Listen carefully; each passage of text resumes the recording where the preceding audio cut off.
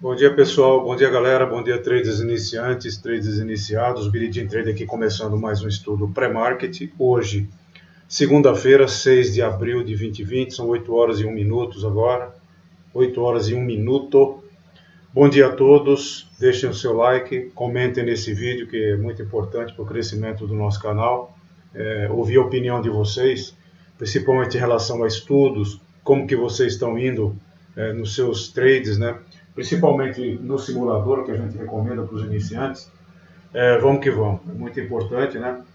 Mais um final de semana, espero que todos tenham conseguido aí repousar suas mentes, né? Recarregar as baterias para uma semana de mais volatilidade que promete aqui, em função das consequências do coronavírus naturalmente. E naturalmente a gente tem, como sempre repito, né, colocar em prática, em campo, aí, a nossa gestão de risco, gestão de comportamental, de psicológico e, de preferência, colocar em prática a nossa parte técnica, né, para operar nesse mercado de altíssima imprevisibilidade, volatilidade, risco, né, colocar em prática a estratégia e setup, que a gente julga que é a parte técnica. Eu estou falando aqui dos três pilares que o Alexander Elder tanto preconiza, digamos aí, na sua obra, né, nos seus livros, etc, etc. O Alexander Elder, para quem não conhece, é um trader americano, né, escritor de vários livros, né, e ele tem contribuições muito interessantes. Bom, galera, em relação às consequências do coronavírus na economia mundial, continua a mesma coisa. Quer dizer, os nossos mercados, eles, na minha opinião, por enquanto, né, ele vai continuar em altos e baixos. Sexta-feira foi o dia de baixo, de mercado para baixo, de baixa, né? E hoje, pelo jeito, é para cima. Principalmente, pelo que fala a mídia, em função de diminuição de casos, né, de infecções e de mortes na Europa, na própria Ásia, né, no Irã. Muito embora nos Estados Unidos, segundo Trump, ele deve atingir o pico ainda nessa semana ou na próxima semana. Mês de abril é um mês duríssimo. E a gente está atrasado porque a pandemia chegou aqui bem depois dos países do hemisfério norte, né, que estavam ainda no seu inverno. A gente já está no outono, então a nossa temperatura aqui no hemisfério sul começa a cair. E vamos ver se, pela previsão do Ministério da Saúde, é que os casos aumentem, né?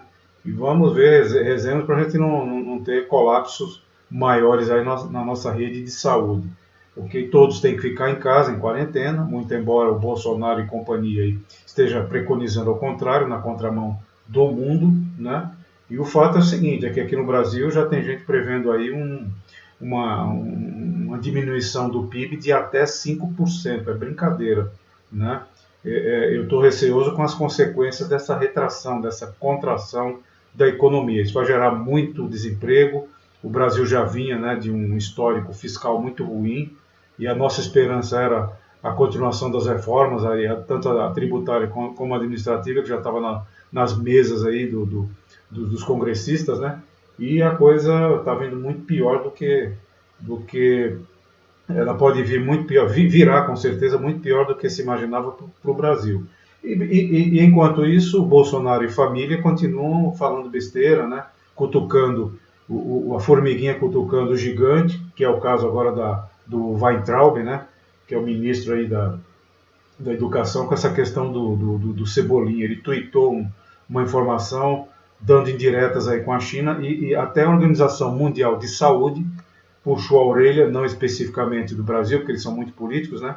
Mas sugeriu que os países, né, os indivíduos, né, parem de associar essa epidemia coronavírus à China, principalmente aqueles que não conhecem absolutamente nada de saúde pública, né, de epidemia, etc. A gente vê muita gente papagaiando aí, né, porque escuta alguém falar, etc., e sai falando que a China é culpada. Isso é mentira. Como a própria China falou, não existe nenhum país que conseguirá sair dessa sozinho. E a China não é diferente, né? Então,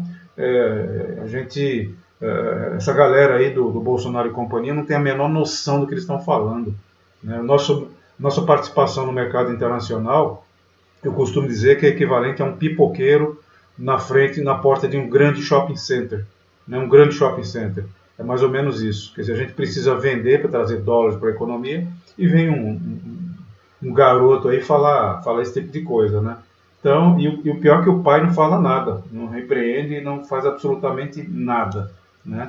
Realmente ele está saindo pior do que a gente imaginava. Bom, na Europa teve a desaceleração, de maneira geral, né? Muito embora nos Estados Unidos ainda esteja subindo, né? Na China os mercados fechados em função de um feriado que segunda-feira teve lá, né? E os mercados estão para cima em função dessa desaceleração de vários casos aí, repito, de contaminação e de baixas, né, de óbitos na questão do coronavírus. Petróleo está para baixo, muito embora a OPEP, né, anunciou que vai ter uma reunião essa semana entre a Rússia e a Arábia Saudita, que são dois dos maiores produtores e exportadores de petróleo do mundo. A reunião seria hoje e foi adiada para quinta-feira. Em função disso, o petróleo está em queda agora, né? Muito embora os mercados lá fora estejam para cima, em função de uma suposta desaceleração do coronavírus aí, né? Das consequências do coronavírus, então os mercados estão para fora. No mundo já se tem cerca de 70 mil mortes, que não é pouco, né? E mais de 1 milhão e 300 mil contaminados. É muita gente, né? Então vamos esperar o menos pior, né, para a gente aqui. Na realidade, em relação ao mercado de risco, a gente tem que começar a pensar que daqui a pouco começarão as publicações dos balanços do primeiro trimestre das empresas, né? E não deverão vir balanços muito atraentes para se investir em papéis. Então, de qualquer maneira, a gente como day trader, a gente tem que surfar para cima e para baixo aquilo que os mercados nos oferecem. Naturalmente, baseado, como eu falei, nos 3 pilares do Alexander Elder. A agenda hoje é vazia, galera. A agenda é vazia, a gente vai colocar aqui o dever de ofício, né? Vamos dar uma olhada? Na realidade, a agenda internacional, né? Ela tem sido relegada a terceiro plano em função dessa pandemia. Vamos dar uma olhadinha rápida aqui na agenda, de todo modo.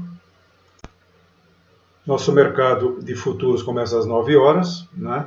E aqui, para repetir, para aqueles que estão entrando pela primeira vez no nosso canal, esse site investing.com é um site mundial, roda 24 horas e traz ações, indicadores, opções, ETFs, que são aqueles Exchange Traded Funds, que são fundos derivativos, né, derivados de vários mercados do mundo inteiro, de todos os continentes, e roda 24 horas. Ele tem a sua parte grátis e a sua parte paga, né? Eu estou aqui com ele traz inclusive a agenda diária, né, dos principais impactos aí na economia internacional, né? E tem também um portfólio que a gente vai mostrar, que é o que eu mostro todo dia, que é os principais indicadores dos mercados internacionais, okay? Como bolsas europeias, americanas, Ásia, o VIX, que é o índice do medo, que a gente vai ver aqui, né? E é isso aí. Então, a agenda, nosso mercado começa às 9 horas, né? O único item da agenda que a gente tem fora, antes das 9 horas, é o famoso Boletim Focus, que é um apanhadão aí das opiniões de várias casas, né, da área financeira, do mercado de capitais, do mercado financeiro, que são coisas diferentes, são dois mercados diferentes, né? O mercado de capitais é parte do mercado financeiro, inclusive no nosso treinamento a gente fala um pouco disso aí. Ele traz opinião de várias casas, várias autoridades, vários economistas, sobre vários indicadores econômicos. E desses indicadores, os mais importantes são projeção de inflação para 2020 e 2021 e do PIB. Naturalmente, como eu acabei de falar, as projeções para o nosso PIB, tanto 2020 como 2021, são as piores possíveis, né? Então, é o que a gente tem na agenda às 8h25. O mercado ainda fechado, então não deve afetar nada, tá? Apesar de estar 2 tourinhos aqui. Bom, depois disso, galera, não tem mais nada, olha. Né? Canadá aqui 2 tourinhos, Estados Unidos nada, Brasil nada, acabou.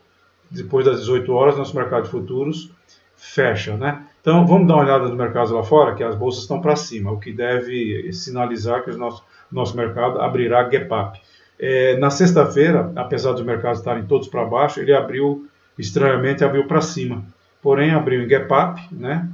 E depois já desceu, né? E a gente fez uma venda maravilhosa, quadruplicamos a nossa meta, né?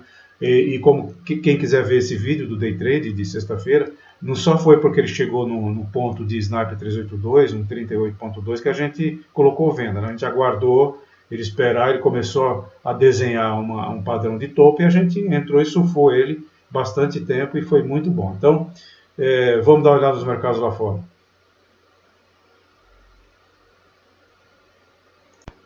Como eu falei, isso aqui é um outro conjunto de indicadores do site investing.com, né? A gente tem o TradingView também, que é outro site internacional que tem a sua parte paga e a sua parte grátis, né? A parte grátis do TradingView ele costuma ter um delay muito grande, mas algumas corretoras eles franquiam isso aí, eles deixam grátis isso para alguns de seus clientes. Então não tem delay, é online, né? Mas na parte grátis, no caso do TradingView, não do Investing.com, do TradingView tem delay. Aqui a gente está vendo os dados online dos futuros americanos, SP500, o Dow 30 e o Nasdaq futuros, né? O à vista ele fica mais para baixo aqui, olha, que a gente coloca aqui, olha, Nasdaq, né? A gente pode até jogar para cima aqui um pouquinho, é o Nasdaq, o SP500, o Dow e o Nasdaq aqui. Mercados fechados, porque esses dados aqui são do à vista. E os aqui de cima, mercados futuros. Mercados futuros lá nos Estados Unidos, para cima, todos acima de 3%, né? Como a gente vê aqui, SP500 futuros Dow 30. Na Europa, bombando também, na Alemanha, mais 4,34%. Relógio verdinho, mercados abertos. Londres, FTSE 100 em mais 1,92%. Paris, 3,5% praticamente, 3,48%. E o IBEX Espanha em mais 3,4%. Xangai não teve feriado público, né? Não teve negociação na segunda-feira, está trazendo ainda aquele valor negativo da sexta-feira. Porém, Nikkei Japão, KOSPI, Coreia do Sul, Austrália e Hang Seng Hong Kong, todos fecharam no positivo aqui, bem positivo, repito. Em função disso, nosso mercado deve sinalizar uma abertura para cima, pode abrir em gap up. Dependendo do que acontecer, a gente pode até colocar uma venda. Eu não acredito que o mercado suba o dia inteiro, mas isso o mercado é quem manda. Isso aqui é achismo e achar é de graça. Petróleo para baixo, pelos motivos que eu já falei, né, do adiamento da reunião entre Rússia e Arábia Saudita para quinta-feira, que seria hoje. Índice do medo para baixo, né? Normalmente quando os mercados estão otimistas, o índice do medo ele fica negativo aqui, menos 4,87, SP500 VIX, né? Que é o índice de volatilidade, índice do medo. Então é isso, galera. A nossa leitura é que nossos mercados deverão abrir para cima, né?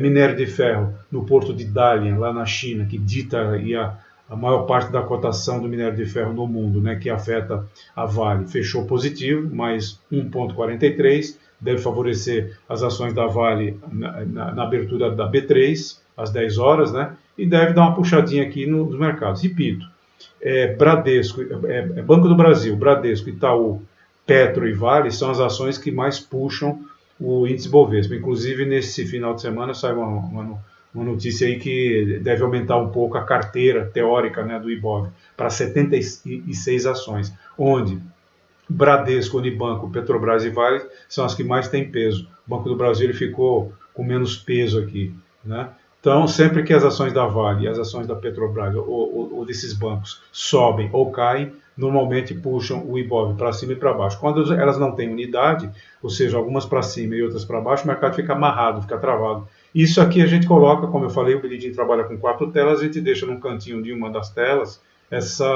esses indicadores aqui, ok? Para a gente ver se a gente está na contramão ou não. É isso. Vamos ver aqui, galera, finalmente, os níveis de suporte e resistência do mini índice, gráfico da direita, e mini dólar, gráfico da esquerda, para a gente fechar os estudos pré de hoje, né? São 8h15 agora, hoje, segunda-feira, 6 de abril de 2020. Vamos dar uma olhada no mini índice primeiro.